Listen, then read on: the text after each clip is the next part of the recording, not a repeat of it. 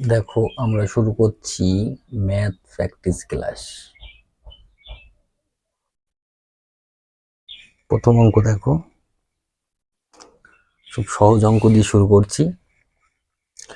বলছি ক্রয় মূল্য ও বিক্রয় মূল্যের অনুপাত 25:26 হলে শতকরা লাভের হার কত? তাহলে দেখো, সিপি ইস্টু এসপি সমান 25:26। সিপি মানে হচ্ছে ক্রয় মূল্য, এসপি মানে হচ্ছে বিক্রয় মূল্য। তাহলে সিপি সমান সমান আমি 25 টাকা আর এসপি সমান সমান ধরলাম 26 টাকা। প্রফিট, প্রফিট মানে লাভ, প্রফিট সমান সমান 26x মাইনাস 25x সমান x টাকা। তাহলে দেখো, এই 25x টাকায় যেহেতু ক্রয় মূল্য আমার হচ্ছে 25x, সেহেতু 25x টাকায় লাভ হয় x টাকা। 100 টাকায় কত? আমরা পরীক্ষার সময় এতটুকু করব, এতটুকু অঙ্ক করব, অ্যান্সার পেয়ে যাব। ঠিক আছে, জাস্ট বোঝানোর জন্য লিখে করছি। 4 ও 25 100, 4%। পরীক্ষার খাতায় কিভাবে করব দেখো, পরীক্ষার খাতায় আমরা যখন করব তখন সিপিটা থাকবে আর এসপিটা থাকবে 25:26। দুটোর মধ্যে আমরা খুঁজবো পার্থক্য। পার্থক্য কত? এটা সিপি মানে হচ্ছে ক্রয় মূল্য, এসপি মানে বিক্রয় মূল্য। পার্থক্য তো 1। তাহলে লাভ হচ্ছে 1 টাকা। তাহলে লাভ বা ক্ষতি কার উপরে হয়? সিপির উপর, মানে ক্রয় মূল্যের উপর। ক্রয় মূল্য হচ্ছে 25 টাকা, 25 টাকায় লাভ হচ্ছে 1 টাকা, 100 টাকায় কত? ঠিক এতটুকু করবো। 25/4%। বুঝতে পারলে সবাই? দেখো স্যার, এইটুক করলে আমার কমপ্লিট হয়ে যাচ্ছে, এতটা করা লাগবে না, জাস্ট বোঝানোর জন্য একটু লিখে করছি। বুঝতে পারছো তো সবাই নাকি?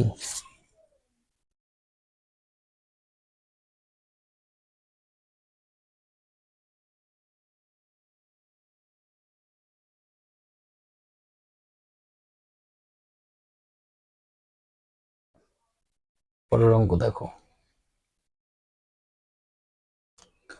পরের অঙ্ক বলছে দেখো, বলছে 20% লাভে বিক্রয় করাতে একটি ঘড়ির বিক্রয় মূল্য 420 টাকা হয়, ঘড়িটির ক্রয় মূল্য কত? 20% লাভে, এই কথাটার অর্থ কি? 20% লাভ, এই কথাটার অর্থ কি? 100 টাকার,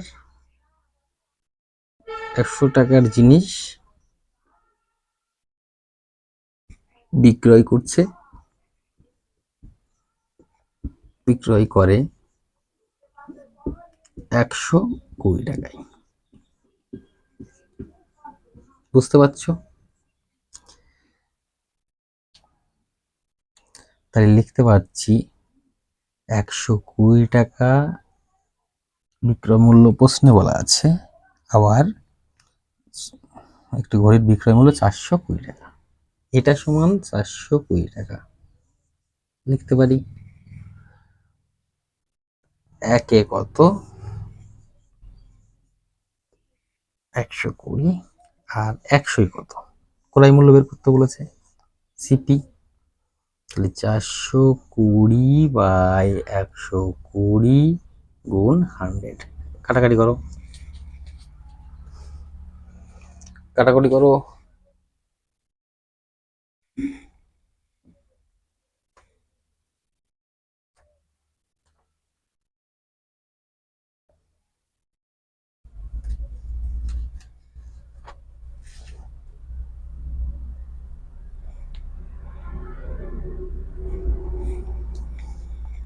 এখানে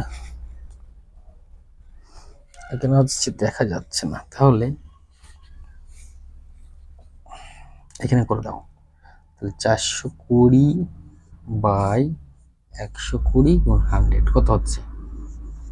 কাটো।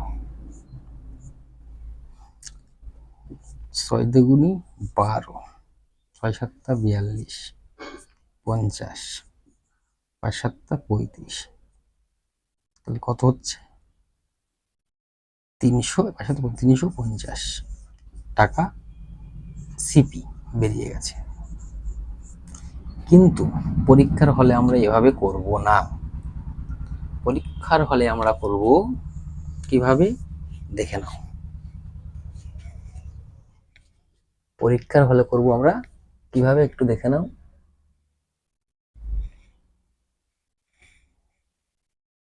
পরীক্ষার হলে করব,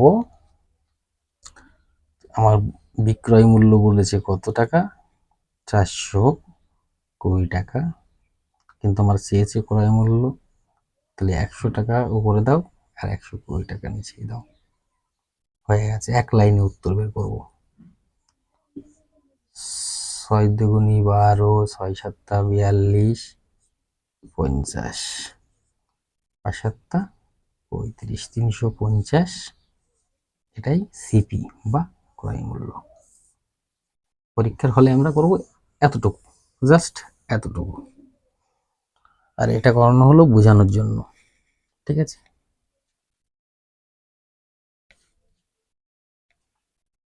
পরের অঙ্ক দেখো। দেখো পরের অঙ্ক বলছে জল জমে বরফ হলে আয়তনে 10% বাড়ে এবং বরফ গলে জল হলে আয়তন শতকরা কত কমবে? দেখো, জল থেকে যখন বরফ পড়ছে, বরফ হয়, তখন 10% বাড়ছে। তাহলে 100 থেকে কি হচ্ছে? 110 হচ্ছে। আবার মানে জল বরফ হচ্ছে এবং বরফ যখন জলে পরিণত হচ্ছে, বরফ আবার যখন জলে পরিণত হচ্ছে, বরফ থেকে জলে পরিণত হচ্ছে, তখন তাহলে কত? তখন হচ্ছে কি কি হবে? এই 110 থেকে 100 আসবে, তখন এখান থেকে আসবে এদিকে, আবার এখন হচ্ছে এদিকে যাচ্ছে। প্রশ্নে বলা আছে যে বরফ গলে জল হলে আয়তন শতকরা কত কমবে? তাহলে বরফ থেকে গলে আসছে, জল হচ্ছে, তাহলে আয়তন কমবে কতটুকু? তাহলে এখানে করতে পারি, এখানেই করে দাও। 110 বিয়োগ 100 সমান 10। তাহলে 110-এ কমে হচ্ছে 10, 100ই কত? বুঝতে পারছো? 110-এ কমছে 10, তাহলে এটাকে ভাগ করলে 9 11 99, 1/11%। আমরা পরীক্ষার হলে যখন করব তখন কিন্তু এত কিছু লিখব না, তখন আমরা করব 10%, পরে দেখিয়ে দিচ্ছি, এখানে আর জায়গা হচ্ছে না।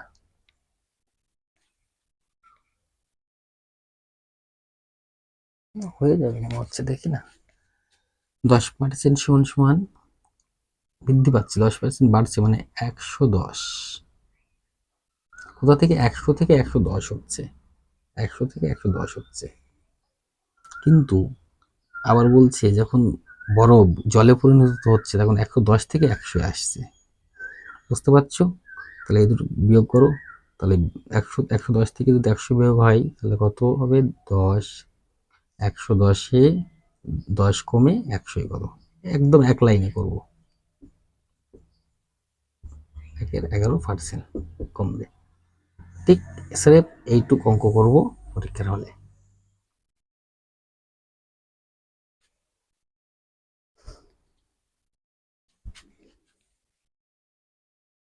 পরের অঙ্ক দেখো, পরের অঙ্ক বলছে কয়েকজন বালক নিজেদের মধ্যে 2025 টাকা চাঁদা তুলেছে। যতজন বালক ছিল প্রত্যেকে তত টাকা চাঁদা দিয়েছে। প্রত্যেকে কত টাকা চাঁদা দিয়েছে? এই যতজন বালক ছিল তত টাকা, যতজন বালক তত টাকা, এরকম কোনো অঙ্ক বললে সেটা কি করতে হবে? সেটা করতে হবে আমার বর্গমূল।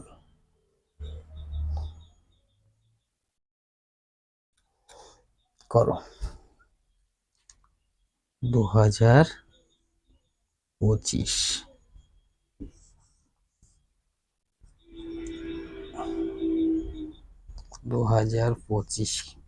করো।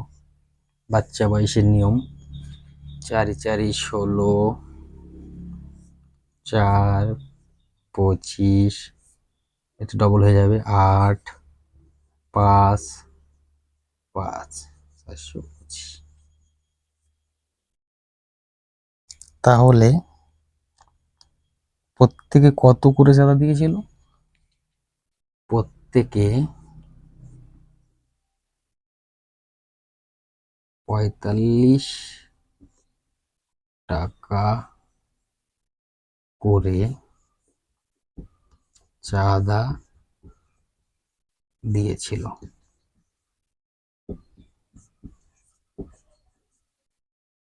বুঝতে পারছো? অঙ্ক জল খাবার হয়ে যাবে, একটু দেখো, একদম জলের মতো করে দেবো অঙ্ক।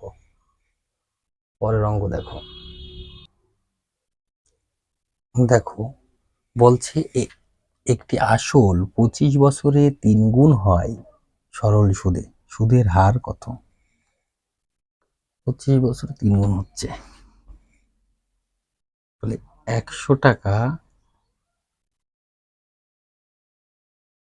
300 টাকা হচ্ছে, 100 টাকা হচ্ছে 300 টাকা। তাহলে আমার সুদটা কত? 100 টাকা আসল ছিল, 300 হচ্ছে সুদ আসল, সুদটা তাহলে 200 টাকা।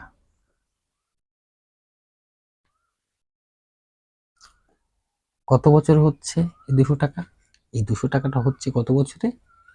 25 বছরে। প্রশ্নে দেওয়া আছে 25 বছরে 200 টাকা হচ্ছে, তাহলে 200 কত বছরে এত, তাহলে পারছে কাটো, 5 5 25, 4 5 20, 5 40, তাহলে 8% সুদ হবে। ঠিক আছে, 100 থেকে 300 হচ্ছে, তাহলে সুদটা হচ্ছে 200 টাকা। বুঝতে পারছো? যদি না পারো তাহলে ফর্মুলা ব্যবহার করতে হবে। আমার সুদের হার বের করে, আর ইকুয়াল টু ইন্টারেস্ট গুণ 100 বাই পি গুণ টি। তাহলে ইন্টারেস্ট কত আছে? ইন্টারেস্ট 200 টাকা, আসল কত? 100 টাকা, টাইম 25 বছর। 100 100 কাটো, 25 8 200, আর সমান 8%। এটা করলেও হবে, একটু করলে হবে, এভাবে করলেও হবে, যেটা সুবিধা মনে হবে সেটাই করবে। পরের অঙ্ক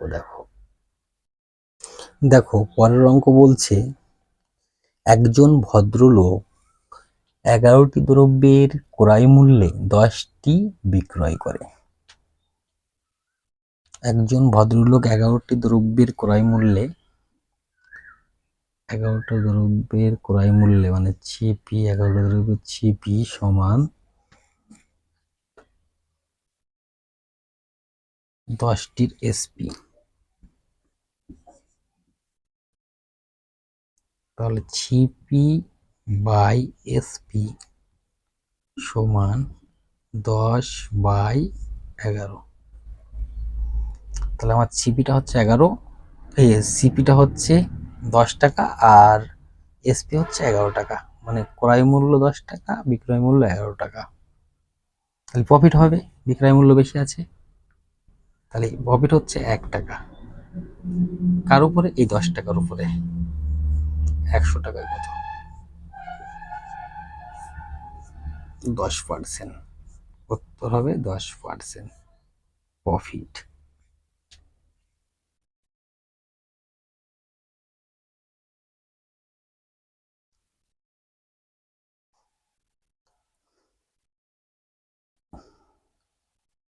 আবার যদি না বুঝতে পারো তাহলে এইভাবে করতে পারো, সিপি এসপি।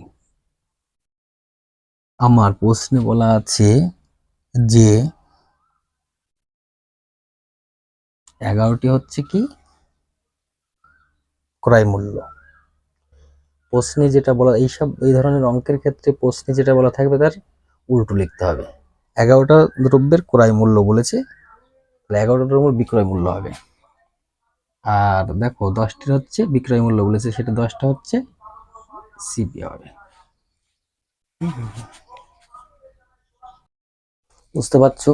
তাহলে এখানে বারবার দেখো, পড়ে দেখো অঙ্কটা বলছে 11টি দ্রব্যের ক্রয় মূল্য, তাহলে 11টা দ্রব্যের কি হবে? বিক্রয় মূল্য। উল্টো হয়ে যাবে, ঠিক আছে? যা লেখা থাকবে আর উল্টো লিখতে হবে। তাহলে 11টা দ্রব্যের ক্রয় মূল্য, ক্রয় মূল্যটা বিক্রয় মূল্য হয়ে যাবে, আর বিক্রয় মূল্যটা ক্রয় মূল্য হয়ে যাবে, আর কিচ্ছু না। হয়ে গেছে অঙ্ক। তাহলে প্রফিট হচ্ছে কত? 1 টাকা। 10-এর উপরে 1 টাকা, 100 কত? 10%। আমরা পরীক্ষার হলে এভাবেই করব, এতটুকু, ঠিক আছে? পরের অঙ্ক দেখো। দেখো বলছে A is to B, A is to B সমান 3:2, 3:2, সরি 3:2। আবার বলছে B is to C, B is to C সমান 3:5, 3:5। বলেছি A is to B is to C কত? আমরা কি ফর্মুলা ইউজ করবো? দ নিয়মটা, দ নিয়ম এটা। তাহলে A is to B is to C সমান 3×9, 3×6, 5×10, 9:6, 9:6:5।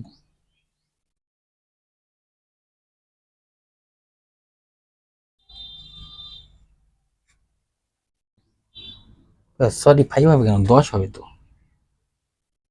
10, 5×10 তো।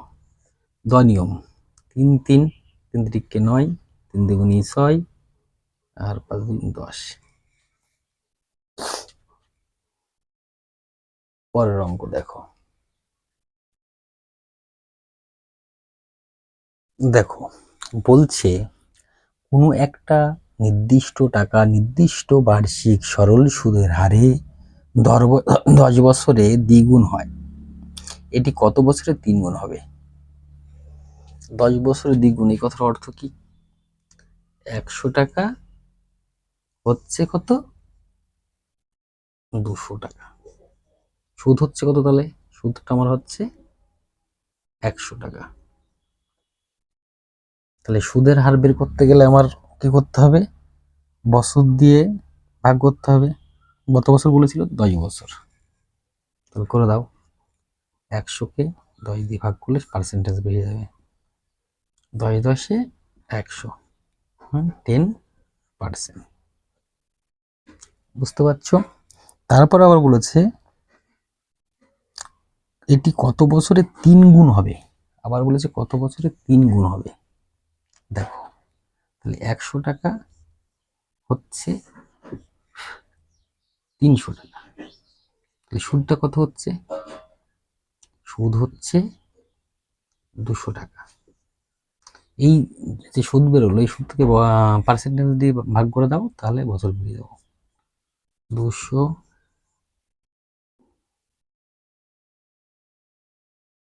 গুণ 10%।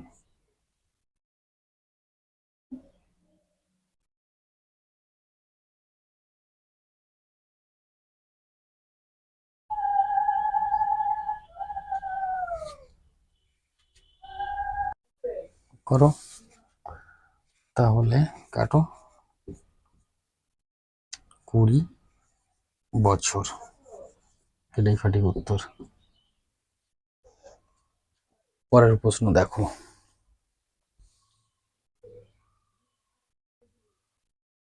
দেখো খুব ভালো অঙ্ক। বলছে একটি ভগ্নাংশের লব ও হরের সমষ্টি 7। লব প্লাস হরের সমষ্টি মানে যোগ 7। বুঝতে পারছো? লবের সঙ্গে 1 যোগ করলে তা হরের সমান হয়। আবার বলছে যে লবের সঙ্গে যখন 1 যোগ করা হবে তখন হরটা সমান হবে। ভগ্নাংশটি কত? এটা অপশান দেখে করলেই সুবিধাজনক, বুঝলে? তাহলে দেখো অপশান হচ্ছে 2 এর 3, 3 এর 4, 5 এর 3 এবং 3 এর 5। আমরা অপশান বিটাকে ধরে করি, 3 এর 4। তাহলে বলছে কি এদের সমষ্টি, এদের যোগ হচ্ছে 7 হচ্ছে কন্ডিশন মিলে যাচ্ছে। এইবার বলেছে লবের সঙ্গে যখন 1 যোগ করব, লব উপরেরটা, তাহলে এটার সঙ্গে যদি 1 যোগ করলে 4 4 সমান হচ্ছে। তাহলে সঠিক অ্যান্সার কোনটা হচ্ছে? 3 এর 4, অপশন বি হবে। এগুলো কি অপশন ধরে করলে খুব তাড়াতাড়ি হবে। এটা অপশন ধরে চেষ্টা করবে, এই ধরনের অঙ্কগুলো অপশন ধরে করার চেষ্টা করবে, আমরা তো বড় হয়ে যাবে। ঠিক আছে,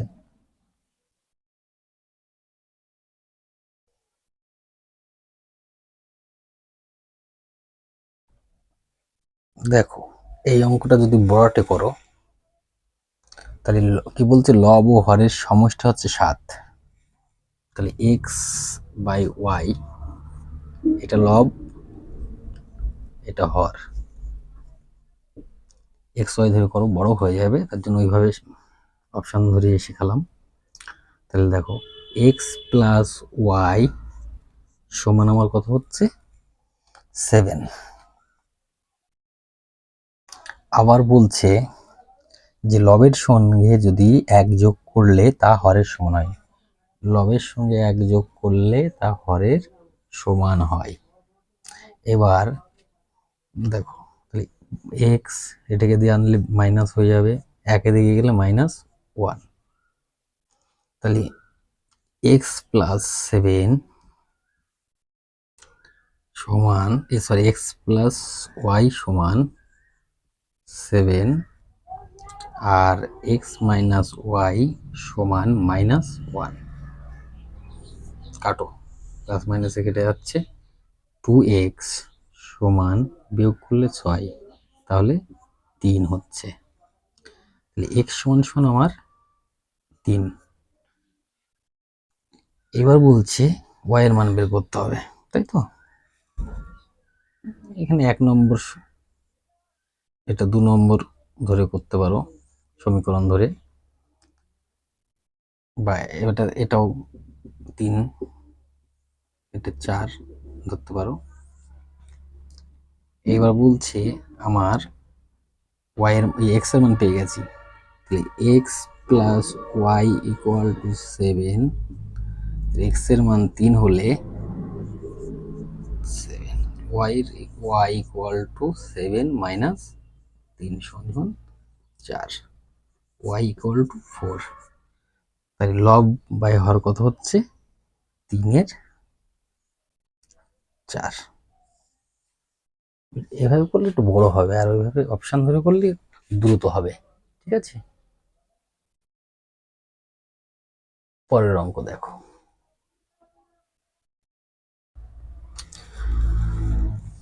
দেখো পরের অঙ্ক বলছে ঘরের 4 দেওয়ালের ক্ষেত্রফল 77 সেন্টিমিটার, উহার দৈর্ঘ্য 7.5 মিটার, প্রস্থ হচ্ছে 3.5 মিটার। ঘরের উচ্চতা কত?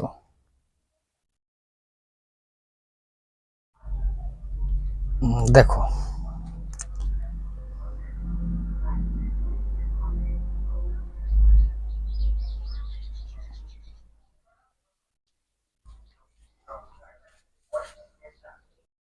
দেখো অঙ্কটা কিন্তু ভুল আছে, অপশনগুলো ওখানে সেমি বর্গমিটার আছে, 77 সেমি বর্গমিটার হতে পারে না। অপশানে কিন্তু উত্তর সব আছে মিটার, এদিকে আবার মিটার আছে, এটা ভুল আছে। ঠিক আছে, 77 বর্গমিটার হবে। তাহলে 4 দেওয়ালের ক্ষেত্রফলের সূত্র আমরা কি জানি? 4 দেওয়ালের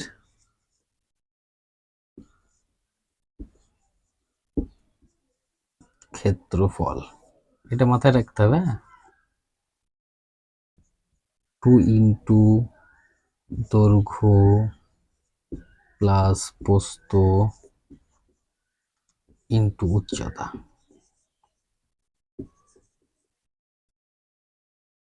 2 ইন্টু দৈর্ঘ্যটা কত বলেছে?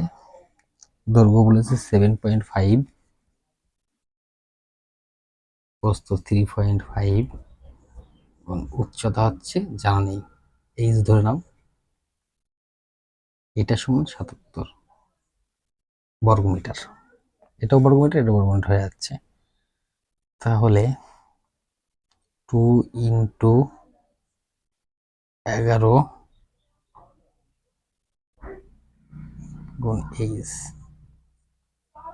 77, 11 77, এইচ সমান সমান 7/2 সমান সমান 3.5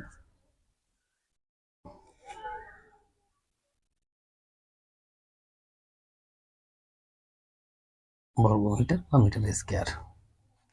এটা প্রশ্নে 77 সেন্টিমিটার রয়েছে, তো ওখানে ভুল আছে। ঠিক আছে,